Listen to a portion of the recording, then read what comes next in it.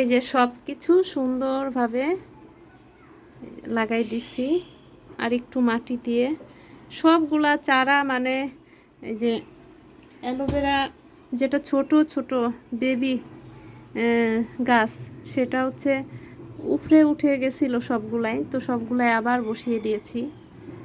সবগুলাই সুন্দরভাবে ধুয়ে ধুয়ে আবার রাখলাম। তোয়া আর আমি গাছগুলা শেষ করার পরে তারপরে আবার এই যে তোয়া আমার মাটা একে একে কি সুন্দর করে গোসল করে এসেছে। এই যে আর আমার হচ্ছে অপরাজিতা গাছে ফুল ফুটছে, কলিও আসছে, আর তারপরে যে ফুল কোথায় জানি একটা দেখলাম তোয়া নিচে। হ্যাঁ পড়ে গেছে, তুমি ধরছা পড়ে গেছে। আচ্ছা, আর এই যে আরো হচ্ছে কোথায় কলি? ও এটা কলি। আচ্ছা হ্যাঁ, আমি তো তোয়া আসার পরে সব গাছ আমি তোয়াকে দিয়ে দিয়েছি।